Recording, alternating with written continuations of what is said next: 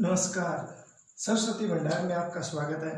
आज हम 10th class की 4.1 में हम किसी भी दो चर वाली समीकरण को आलेख विधि से सरल करना सीखेंगे। तो सबसे पहले हम दो चर वाली समीकरण होती क्या है उसके बारे में बात करते हैं। तो देखो, राशि दो प्रकार की होती है, एक होती है चर राशि और एक होती है अचर राशि। राशि दो प्रकार की होती है, चर और अचर। जो चर राशि है, ये चर राशि को हम वैसे सिंपल माना जाए तो इसको हम x, y, z के रूप में दिखाते हैं किसी भी समीकरण में। और जो अचर राशि होती है वो स्थायी होती है, जैसे 3, 4, 5 इस टाइप की राशियां, इनको हम बोलते हैं अचर राशि। जैसे मान लो एक समीकरण है 2x बराबर में 8, तो इसमें हम x की वैल्यू चेंज कर सकते हैं या इसकी वैल्यू हम अलग अलग लिख सकते हैं। जैसे मान लो यदि हम x का मान 4 रखें यहाँ पे, तो ये समीकरण इसको संतुष्ट करती है, तो x का चर का मान कितना हो जाएगा, 4 हो जाएगा। जबकि 2 और 8 क्या है, अचर है। ये जो चर है इसका मान 1 भी हो सकता है, 1 से ज्यादा भी हो सकते हैं। उसका अपन एक उदाहरण और लेते हैं, जैसे x + y बराबर में 8 है। तो अब ये जो चर है ना, इनके मान कुछ भी हो सकते हैं। जैसे मान लो एक x का मान लिया 1, y का मान लिया 7, तो 1 + 7 बराबर में 8, तो ये संतुष्ट हो रहा है। 8 बराबर में 8। x का मान 2 लिया, y का मान क्या लिया, 6 लिया, तो ये हो जाएगा 2 + 6 बराबर में 8। और भी अपन चेंज करें, x का मान 3, y का मान लो 5, तो भी 3 + 5 बराबर में 8, 8 बराबर में 8, मतलब संतुष्ट कर रहा है। इसका मतलब चर और अचर में क्या अंतर है? चर और अचर में स्पेशल अंतर यह है कि चर की वैल्यू तो फिक्स, अचर की वैल्यू तो फिक्स रहती है, इसका मान चेंज नहीं होता है। लेकिन चर की वैल्यू बदल सकती है, उसका मान चेंज हो सकता है। जैसे यहाँ पे देखो, x का मान 1, 2, 3 कुछ भी रख सकते हैं, y का मान अलग अलग रख सकते हैं। तो चर राशि का मान परिवर्तनशील है और अचर राशि क्या होती है, फिक्स होती है। तो अब बात करते हैं हम कि दो चर वाली, तो बात आ गई ना, कितने चर होने चाहिए, 2 चर होने चाहिए। तो जैसे मान लो कि दो चर, जैसे मान लो ये समीकरण है हमारे पास 3x + 2y बराबर में 8, तो इसमें ये देखो कितने चर हैं, 2 चर है। रैखिक समीकरण, रैखिक समीकरण किसे कहते हैं? रैखिक समीकरण उसे कहते हैं जिसमें चर की घात अधिकतम एक ही हो। चर की घात अधिकतम कितनी होनी चाहिए, 1 होनी चाहिए। जैसे ये 1 और ये 1, तो इसको हम क्या कहेंगे, रैखिक समीकरण कहेंगे।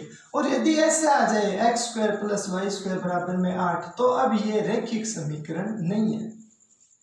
ये क्या है, रैखिक समीकरण नहीं है, ये रैखिक समीकरण नहीं है। क्यों? क्योंकि इसमें घात 2 आ गई, तो इस समीकरणों को हम क्या बोलेंगे, इसको हम द्विघात समीकरण बोलेंगे,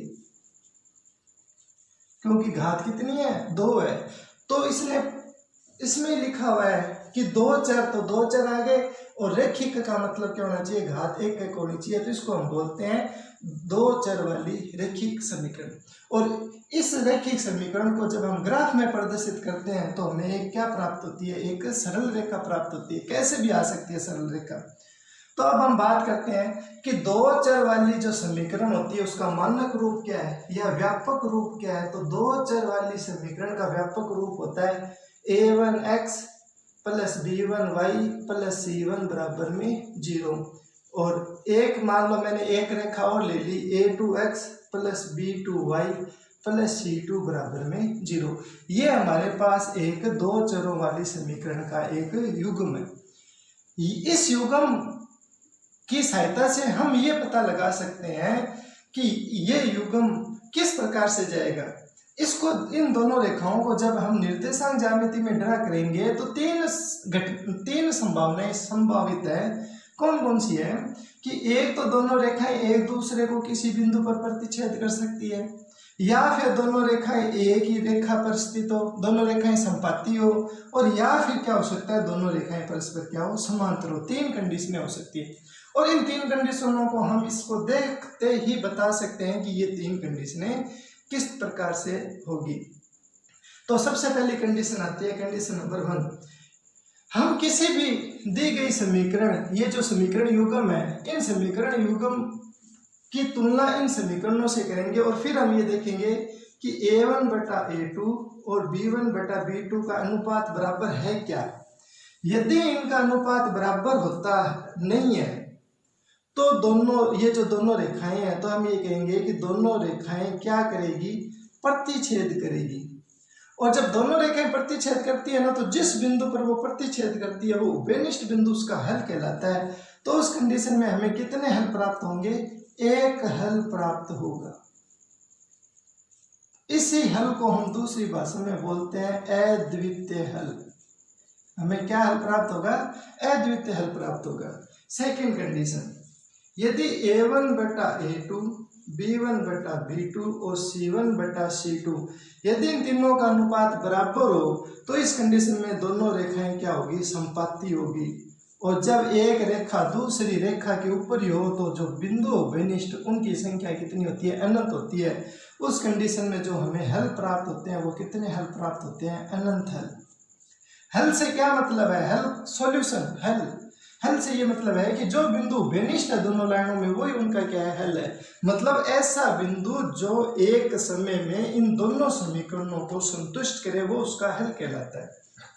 तीसरी कंडीशन, a1 बटा a2, b1 बटा b2, c1 बटा c2 ये बराबर नहीं है, ये दोनों बराबर अनुपात है। तो हम कहेंगे कि इस कंडीशन में रेखाएं परस्पर क्या होगी, समांतर होगी। और जब दो रेखाएं समांतर होती है तो उभयनिष्ठ बिंदु आया ही नहीं, और उभयनिष्ठ बिंदु नहीं आएगा तो उस कंडीशन में क्या होगा, कोई हल प्राप्त नहीं होगा। तो हम यहाँ लिखेंगे कोई हल नहीं। अब बात आती है कि ये जो निकाय दिया है, जब दो समीकरणों को एक साथ में देते हैं तो उसको हम बोलते हैं निकाय, इसी को हम बोलते हैं युग्म। तो इस समीकरण निकाय, ये जो समीकरण निकाय दिया है, ये समीकरण निकाय संगत है या असंगत। कई बार प्रश्न में ये पूछ लेते हैं कि इन ये रेखाएं किस प्रकार जाएगी, तो वो प्रतिच्छेद, संपाती, समांतर के लिए कह सकते हैं, हल प्राप्त होगा या नहीं उसके लिए कह सकते हैं। और कई बार क्वेश्चन आ जाता है कि बताइए कि दिया गया निकाय संगत है या असंगत। उस कंडीशन में हमें है ना, हमें इन कंडीशनों को ही देखना है। यदि हल प्राप्त हो तो देखो, हल इसमें प्राप्त हुआ है और हल इसमें प्राप्त हुआ है, तो यदि हल प्राप्त होता है तो वो निकाय क्या कहलाता है, संगत कहलाता है। और ये भी निकाय क्या कहलाएगा, संगत कहलाएगा। लेकिन यदि समांतर और कोई हल प्राप्त नहीं होता तो उस समय जो निकाय प्राप्त होता है वो निकाय क्या कहलाता है, असंगत निकाय कहलाता है। तो अब हम इसके ऊपर बात करते हैं कि इस तरीके से हम, हमारे 4 क्वेश्चन है 4.1 में, इन 4.1 में चारों क्वेश्चनों को हम सरल करते हैं। तो सबसे पहला क्वेश्चन है, प्रश्न नंबर 1 है 2x माइनस 3y माइनस 8 बराबर में 0, 4x माइनस 6y माइनस 9 बराबर में 0। ये समीकरण 1 और 2 है। तो हम समीकरण 1 व 2 की तुलना a1x plus b1y plus c1 बराबर 0 तथा a2x plus b2y plus c2 बराबर 0 से करने पर इनके साथ हम तुलना करते हैं। तो देखो, तुलना करेंगे तो देखो a1 की वैल्यू, x का गुणांक a1 है, इधर x का गुणांक a1 है, तो a1 की वैल्यू आ गई 2, b1 की वैल्यू आ गई -3 और c1 की वैल्यू कितनी आ गई -8, a2 की वैल्यू आ गई 4, b2 की वैल्यू आ जाएगी -6 और c2 की वैल्यू कितनी आ जाएगी -9। इनकी तुलना कैसे हुई, पहली समीकरण है उसकी तुलना इन पहले से कर दी। तो x का गुणांक a1, तो इसमें x का गुणांक a1 2, y का गुणांक b1, इधर y का गुणांक है 3, लेकिन माइनस है तो -3 माना जाएगा, तो -7 में आएगा। और c1 है -8, तो ये हो गया -8। इसी प्रकार इसकी तुलना दूसरी समीकरण से कर देंगे। अब हमें क्या करना है, इनको भाग देके देखना है। 2/4 -3 बटा -6, माइनस माइनस कैंसिल, ये गया 1 और ये हो गया बटा में 2, कट गए। 2 का भाग इसमें 1, इसमें 2, तो 1/2 बराबर में 1/2। अब ये दोनों यदि कंडीशन सत्य है तो हम तीसरे की भी तुलना करके देखेंगे। -8 बटा -9, माइनस माइनस हो गया प्लस, ये आया 8/9। इसका मतलब है कि ये दोनों तो बराबर है, ये तीसरी कंडीशन बराबर नहीं है। तो क्या कंडीशन बन गई, A1 बटा A2 B1 बटा B2 बराबर है, लेकिन C1 C2 के बराबर नहीं है। तो इस कंडीशन में ये जो निकाय है, ये निकाय क्या होगा, समांतर जो रेखाएं हैं, तो हम कहेंगे अतः रेखाएं परस्पर समांतर है। रेखाएं परस्पर क्या है, समांतर है। अतः इनका कोई हल विद्यमान नहीं है, कोई हल विद्यमान नहीं है। अच्छा, यदि वो पूछे कि निकाय संगत है या असंगत, तो हम क्या कहेंगे कि निकाय क्या है, असंगत है। क्वेश्चन नंबर 2, इसमें है 3x माइनस वाई माइनस 2 बराबर में 0, 6x माइनस 2y माइनस 4 बराबर में 0। तो हम इनकी डायरेक्ट क्या करते हैं, तुलना करते हैं। तो डायरेक्ट तुलना करेंगे तो देखो क्या चीज़ प्राप्त होती है, a1 की वैल्यू 3, b1 की वैल्यू -1, c1 की वैल्यू -2, x की वैल्यू होगी 6, 2 -4 भाग करो 3 बटा 6, इसमें इसका भाग दो, -1 बटा -2 ये कैंसिल हो गए, और इसमें 3 का भाग एक बार, इसमें 2 बार, 1 बटा 2 1 बटा 2, तो ये तो बराबर है। अब इनमें और करो, -2 बटा -4 माइनस माइनस हो गया, +2 का भाग इसमें एक बार, इसमें 2 बार, 1 बटा 2, तीनों बराबर है। तो कंडीशन बन गई A1 बटा A2 B1 बटा B2 और C1 बटा C2, तीनों क्या बराबर है। और यदि तीनों बराबर है तो उस कंडीशन में रेखाएं क्या होती है, संपाती होती है। रेखाएं परस्पर क्या है, संपाती है। और इनके कितने हल विद्यमान होंगे, तो इनके अनंत हल विद्यमान होंगे। कितने हल होंगे, अनंत हल विद्यमान है। और निकाय कैसा होगा, तो जब हल विद्यमान होता है तो वो निकाय कैसा होता है, संगत निकाय होता है। अगला क्वेश्चन,